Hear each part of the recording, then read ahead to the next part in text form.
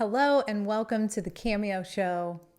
Man, it feels good to say that again. The last time we were together was back in May, right before my book, The Reset Button, came out. And then, I did something very off-brand, and I took the summer off. Since we started the podcast, I've taken maybe a couple of weeks off during a holiday season. This was the longest break, and I'm so glad to be back with you. Welcome. In the last episode, I told you you can be tired and still show up for what matters. And I still mean that. I still believe that to be true. But here's what else I believe to be true. I think it's really important to know when you need to take a step back and make sure you're showing up for the right things.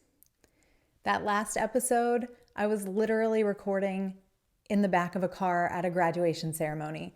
And it was important to me to do so, to show up for myself, for you, and my son all at the same time. But then we went right into full-on book launch. I was in the middle of it already. And I realized that my priority jar, which I'm going to explain what that is in just a second, was full, and it wasn't with the right stuff, and I hadn't really stopped to reevaluate in a while.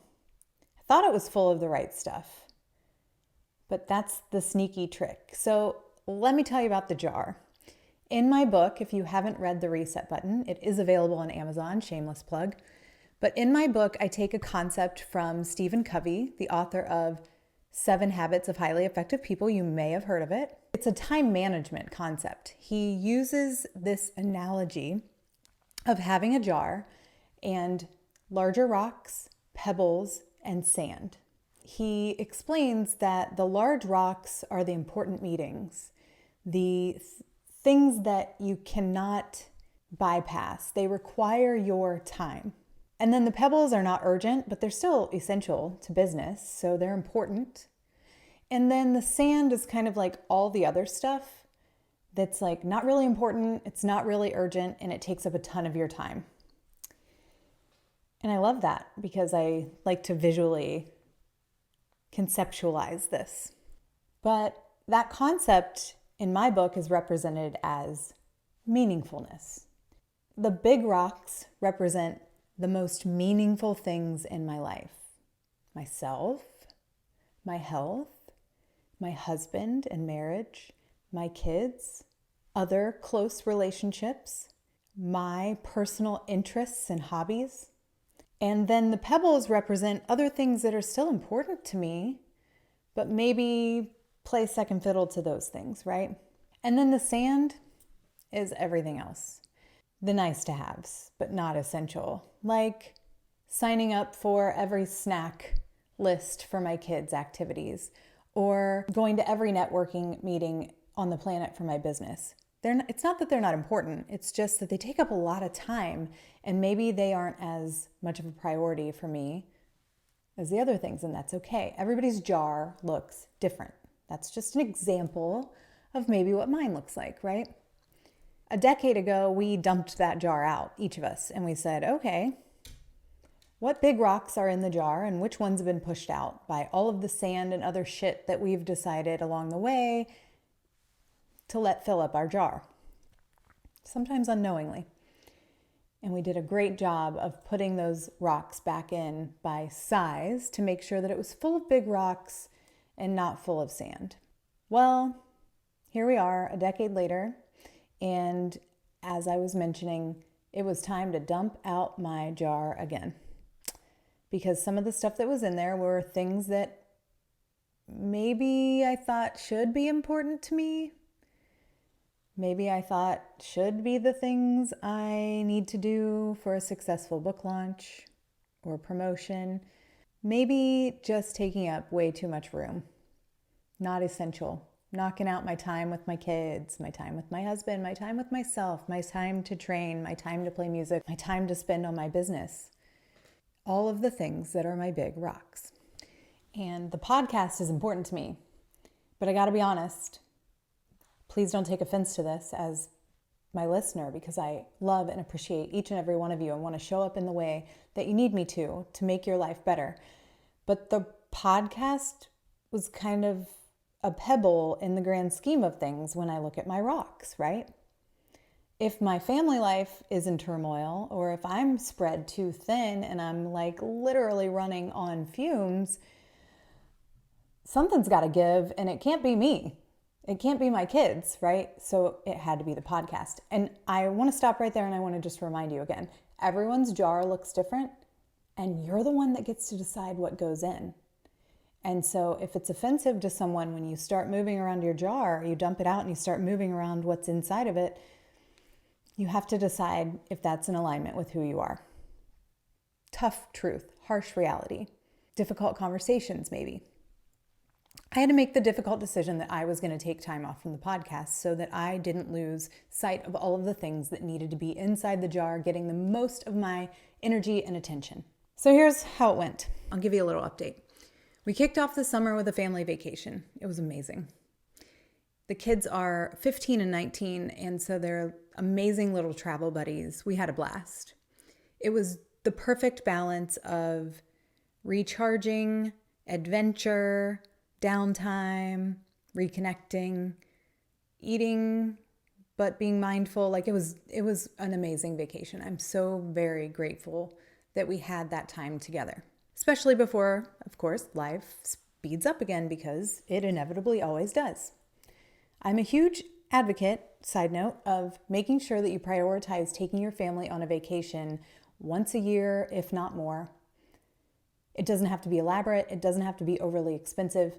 But what it does do is drills down time that you won't get back, that you get to spend with your family and make memories that you won't ever forget and that don't have a price tag. Looking back, there were times when Greg and I didn't have enough money to even pay our bills, and we still made it a point to go on some type of an adventure or carve out the time to spend with our kids. And I am so glad we did, because now that they're older, I look back and I realize if we didn't do it then, I would have missed out on all of those opportunities to create memories, to see things with them and experience things for the first time with them. So if you haven't made family vacation a priority, please try to, especially if you have young kids. So we get back from vacation and we almost immediately had family in town for about a week. And it was all of our family on Greg's side. So Greg's mom and dad, his brother, sister-in-law, and our 2 nephews. And it was beautiful and we had so much fun with them. And it was time for us to all be together, which we don't often get, for all of us to get together like that. And it was chaotic and it was perfect in all the ways that family visits can and should be. Then came this weird in-between space for me. And I'm just going to be like really honest and transparent. The book was out and that was a huge, talk about rocks, that was a huge boulder. Emotionally, task-wise, it was a lot just to get the damn thing done and out. And I finally had a little bit of space because I had been going since the book came out. And I found myself in this kind of like, what now fog? Like post-project depression. And I'm serious. I don't want to throw around the word depression loosely, but I've never really felt like that, if I'm being quite honest. And it wasn't anything external that was making me feel that way. I think I was just feeling unsure. And that uncertainty made me go a little bit dark. Lots of great things were happening around me. Things I had only in my wildest dreams considered were possible. But I kind of felt like I can't see any of that. And I can't see a way forward right now. All I can see are all these things that I feel like I should be doing. And even though some of them are exciting and are in alignment with what I know to be next or desire to be next, I can't bring myself to face them right now. So I took some time to just stop and recenter myself. And it looked different than it ever had in the past. all while still trying to be present for my kids and husband, obviously. But even they noticed, like, you're a little off. I'm an excitable person, and I was having a hard time. And then just as I started to kind of snap out of it, we got hit by sickness. Ben got sick first, our son, then Greg, and then finally me. And each of us had it for like almost 2 weeks, and then the next one, 2 weeks, and then finally me. It was like we were just passing around all of this medicine, trying to figure out how to make everyone feel better. High fevers, lingering cough, razor blade throat. It was awful. But finally that subsided and I started to feel human again. Then it was back to school time. And I intended to bring this podcast back at the beginning of August when I kind of found my footing again. And August came and went with back to school because each year I somehow am confused by why it snuck up on me and how busy we are, kind of like the holidays. And I gave myself some grace and I just decided, you know what? It's going to be okay if I prolong it a little bit longer. And here we are. And it's okay. And that's how we landed here in this moment. Now, if we can go back to dumping out the jar, I feel like I've done that a few times this summer. Taking everything, the commitments, the responsibilities, the relationships, the projects, and pouring them out onto the table.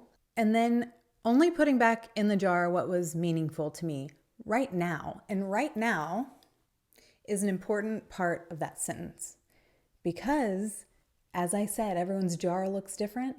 Everybody's rocks represent something different.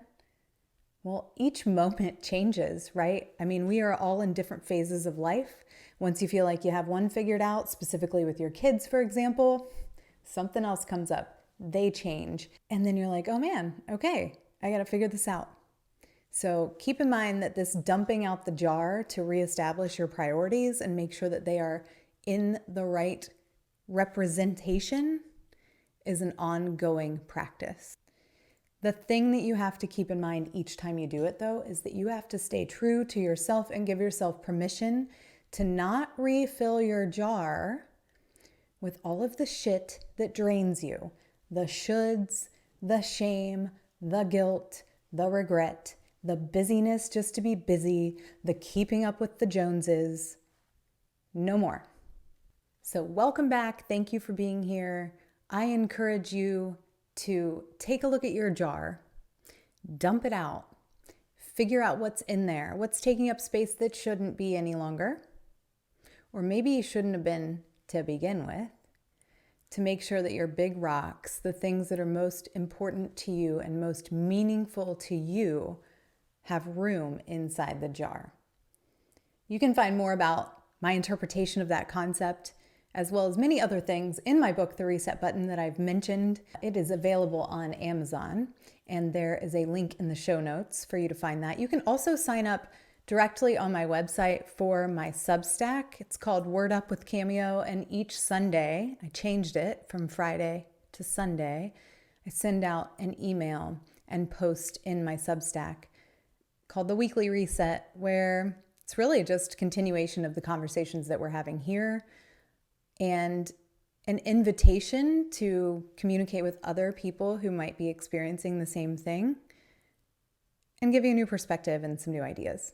Thank you for being here, for joining us. We have new episodes every Wednesday. We're going to have episodes just me and you together. We're going to have episodes where my husband Greg joins us. That's always a new, interesting perspective to whatever we're talking about. We're going to have episodes with bomb guests.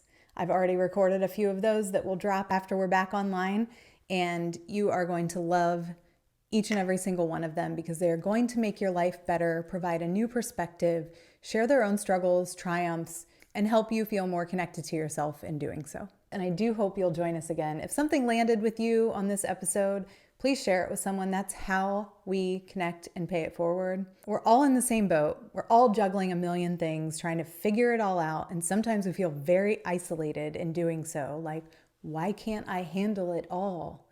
Well, if anything, I hope this episode helped you understand that we're just human and it's normal to not be able to handle it all. And we can heal ourselves and each other by making sure everyone is very clear about that. Until next time.